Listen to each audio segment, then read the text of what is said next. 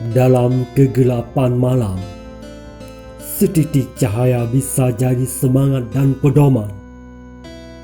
Dalam ke-putus-asaan, seucap kata yang akan menggiring ketangguhan.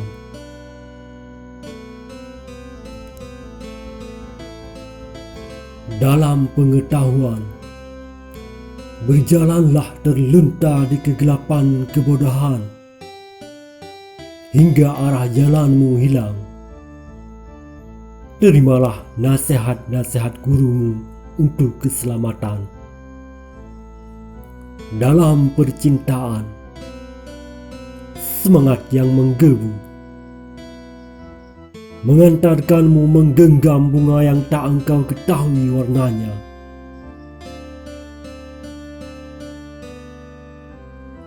Haruslah engkau tampung air bah kesedihan. Cahaya pagi datang bukan untukmu. Engkau adalah umpama embun bagi kerinduanmu sendiri, yang kering dan hilang ketika duha.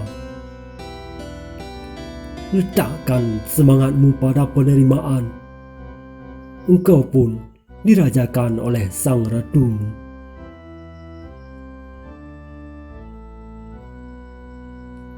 Dalam perang, di penghujung senja kemenangan, malam akan tiba. Lentera ideologi pemimpinmu engkau campakkan, disebab engkau melihat cahaya asing datang dari seberang.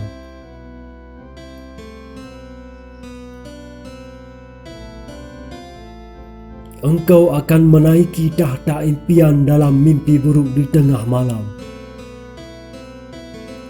Cahaya yang datang di kegelapan itu cahaya berasal dari kereta raja musuh yang sedang mendekatimu.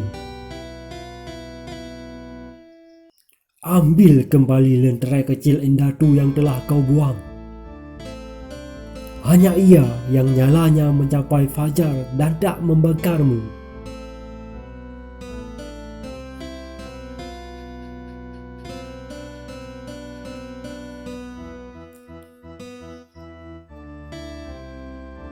Semangat itu seperti darah-darah yang mengalir dalam tubuh, menjadikan tubuhmu berfungsi,